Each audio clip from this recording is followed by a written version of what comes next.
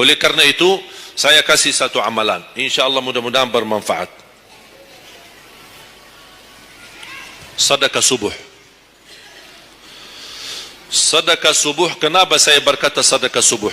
Bukan berarti tidak boleh sedekah di waktu yang lain.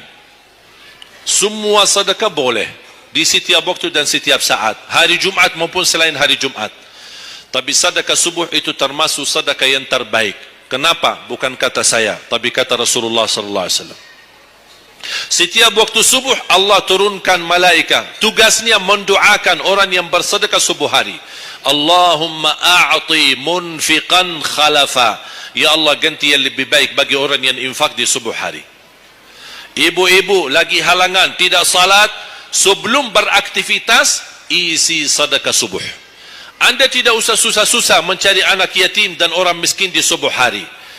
Mulai hari ini masing-masing bikin kotak amal atau botol atau kaling, simpan di rumah. Setiap habis salat subuh sebelum beraktivitas isi sedekahnya. Apalagi kalau sedekah itu disertai doa. Begitu anda sedekah, sebutkan hajatmu. Ya Allah, dengan berkah sedekah ini, ya Allah, saya ingin nikah. Mudahkan jodoh. Nikah lagi juga boleh doa, tidak apa-apa. Ada yang sedang melamar kerjaan, anda isi, wallahi dahsyat amalan ini, wallahi dahsyat, manfaatnya banyak untuk menyembuh penyakit, menabulkan hajat, memudahkan urusan, dan tidak pernah saya sampaikan amalan ini, semua alhamdulillah berhasil mendapatkan hajatnya. Begitu anda isi, doa, ya Allah, dengan berkah sedekah ini mudahkan lamaran kerjaan saya.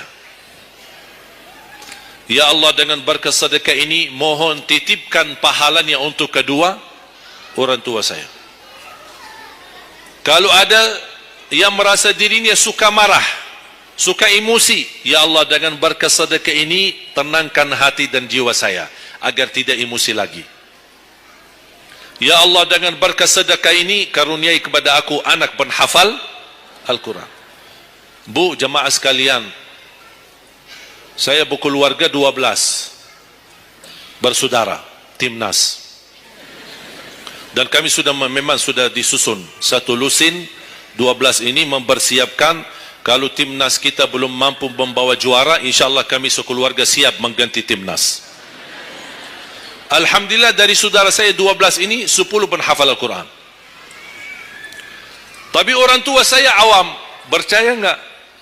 Orang tua saya bukan ulama, bukan kiai, bukan ustaz. Ayah saya belajar kelas 3 SD. Ibu saya tidak pernah masuk sekolah sama sekali. Sampai usia 40 tahun masih buta huruf, tidak bisa baca Quran. Tapi Allah berikan karunia keturunan penghafal Al-Quran. Berkat apa? Salat mereka dan sedekah mereka, termasuk doa. Itu berjuangan mereka. Alhamdulillah, sekarang ayah saya, ibu saya penghafal Al-Quran, yang jadi gurunya anaknya sendiri. Sekarang di Indonesia saya bawa 5 adik saya dan ditugaskan menjadi imam tarawih. Saya bawa mereka pindah dari Arab kemari. Ada 5. Yang perempuan sudah dinikahkan sama orang Indonesia, orang Jakarta. Dan saya dorong adik saya yang perempuan untuk menghafalkan suaminya biar jadi penghafal Quran. Yang 4 laki-laki, ada yang 2 bawa istrinya masing-masing dari Arab, yang 2 lagi saya nikahkan di Indonesia sama orang Indonesia. Ada 1 sama orang Sunda, 1 sama orang Lombok. Jangan khawatir Bu, masih ada lagi. Bahkan saya dorong adik-adik saya semua wajib nikah 4. Masing-masing 4 istri. Kenapa? Supaya banyak keturunan. Kalau bisa setiap satu istri 12, satu lusin. Masya Allah, luar biasa. Mengapa? Karena kita punya perjuangan yang masih panjang. Cita-cita saya mencetak 1 juta penghafal Al-Quran di Indonesia. Ketika saya datangkan adik saya tugaskan sama mereka dan tegas, kalau kalian datang hanya mau berhiburan, pulang. Kalian di sini untuk bersama-sama memperjuangkan untuk mencetak 1 juta penghafal Al-Quran. Dan alhamdulillah program ini sudah jalan. Dan kita terus memperjuangkan. Dan saya harap semua jamaah insyaAllah berkenan terlibat dalam program ini. Cita-cita saya, semua masjid se-Indonesia insyaAllah diimami imam penghafal Al-Quran 30 juz. Bahkan lebih hebat lagi cita-cita saya. InsyaAllah saya yakin akan terjadi. InsyaAllah di demikian hari, di waktu yang Allah insyaAllah tentukan, insyaAllah presiden kita penghafal Al-Quran. Coba, ya Allah, rasanya enak. Langsung diumumkan di Masjid Istiqlal, khatib dan imam salat Idul Fitri, penghafal Al-Quran 30 juz, Presiden Republik Indonesia. Oh, mantap. Imam salat Idul Adha, Presiden kita. Salat Jumat, khatib dan imam, Presiden kita. Tidak perlu ganti imam. Udah tidak perlu ganti imam, subhanallah, luar biasa. Coba, saya kagumi ketika membaca dan melihat YouTube-nya Presiden Erdogan, Turki. Walaupun beliau bukan penghafal Al-Quran, tapi murattal bacaannya beliau, Masya Allah. Mana ada sekarang presiden di dunia Islam sebagaimana bacaannya yang benar. Ini sudah saatnya, tapi bukan sekarang ya, nanti maksud saya, sabar dulu. Nanti jadi kacau nanti semua. Nah, sabar dulu. InsyaAllah ada waktunya. InsyaAllah. Mulai dari sekarang kita ayo bersama-sama mempersiapkan untuk kalau anda gagal menjadi penghafal Al-Quran, jangan gagal anakmu, cucumu, generasi yang ini semua. Kita melihat, saya bangga. Kenapa saya semangat untuk mencetak 1 juta penghafal Al-Quran? Itu berkatnya acara Hafiz Indonesia. Nonton kan acara Hafiz Indonesia? Nangis ya? Alhamdulillah. Habis tisu kan? Tahu enggak salah satu karunia Allah untuk Indonesia? Ada teman saya berusaha punya TV di Arab. Beliau ingin membuka dan membuat acara Hafiz Indonesia versi Arab, tapi gagal. Kenapa? Karena tidak menemukan jumlah yang banyak penghafal Al-Quran di bawah usia 10 tahun. Hanya Indonesia saja. Malaysia kalah, Indonesia saja. Di bawah 10 tahun. Dan sayang sekali memang anda yang nonton acara Hafiz Indonesia, anda nonton acara yang sudah jadi. Tapi anda belum tahu apa yang kami berjuangkan di belakang layar. Sebelum acara Hafiz Indonesia, 4 bulan bekerja keras. Sampai tim turun ke lapangan, ke desa-desa, kampung-kampung, ke pulau-pulau untuk menumbulkan dan mendatangkan, menghadirkan para penghafal Al-Quran.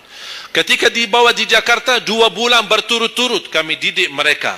Yang awalnya pemalu, awalnya ada yang mohon maaf, kencing di celananya sendiri. Saking tidak berani, takut. Alhamdulillah sekarang menjadi mereka pemberani. Bahkan mereka berlumba-lumba azan subuh. Mereka berlumba-lumba membangunkan sesama saudaranya. Sama-sama tertib, makan. Kita menghadirkan dokter kesehatan, kita menghadirkan dokter psikologi jiwa untuk menjaga perasaan mereka selama 2 bulan. Didampingi kadang-kadang ibu mereka, didampingi kadang-kadang ayah-ayah mereka. Dan semua rata-rata sepakat orang tua mereka, tidak pernah kami merasakan bangga memiliki anak sebagaimana kami melihat perjuangan di Hafiz Indonesia. Dan Alhamdulillah begitu selesai acara Hafiz Indonesia, kami tidak tinggalkan mereka. Kami terus kawal, kami terus pimpin. Dan Alhamdulillah mereka di kampung masing-masing sudah membangun rumah tahfiz. Ada yang membangun pesantren untuk mencetak dan melahirkan jumlah yang banyak penghafal Al-Quran. Dan ini perjuangan luar biasa. Tidak mudah. Berapa biaya yang dikeluarkan. Dan mohon maaf, belum ada sponsor yang bisa mensponsori kita dan membayar full untuk kita. Kita terus bekerja keras. Dan Alhamdulillah masih Allah hantarkan kepada kita orang yang dermawan, orang yang baik, yang berduli dengan dan mencintai Al-Quran. Allah anugerahkan. Wallahi menurut saya, saat ini, zaman ini, sedekah yang terbaik dan yang termulia, semua apapun yang terkait dengan Al-Quran, itulah yang termulia. Makanya boleh anda ketika anda bersedekah, jangan lupa disertai doa. Di antaranya anugerahkan ya Allah Indonesia menjadi negara Al-Quran. Tapi tolong fokus. Kalau anda isi sedekahnya, tolong disesuaikan. Jangan isi sedekahnya koin, teng, tapi doanya sampai terbit matahari. Tidak ada malunya. Kata Allah, koin-koin aja sedekahnya, doanya dah habis-habis. Hajatnya panjang, lebar. Malu kita.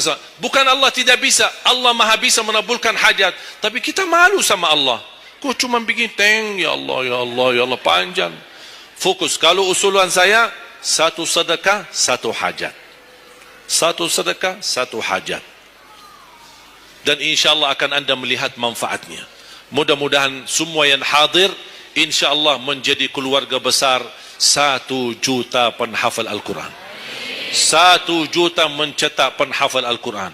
1 juta keluarga Al-Quran yang insyaAllah akan membangun generasi baru yang membawa Indonesia menjadi baldatun tayyibatun wa rabbun ghafur, dan di masa yang akan datang insyaAllah Indonesia menjadi lebih baik. Amin ya rabbal alamin. Barakallahu fikum. Terima kasih, semoga bermanfaat. Kurang lebihnya mohon maaf. Mungkin ada panitia ingin menyampaikan selanjutnya. Wallahu a'lam. Subhanakallahumma bihamdika asyhadu an la ilaha illa anta astaghfiruka wa atubu ilaik. Wassalamualaikum warahmatullahi wabarakatuh.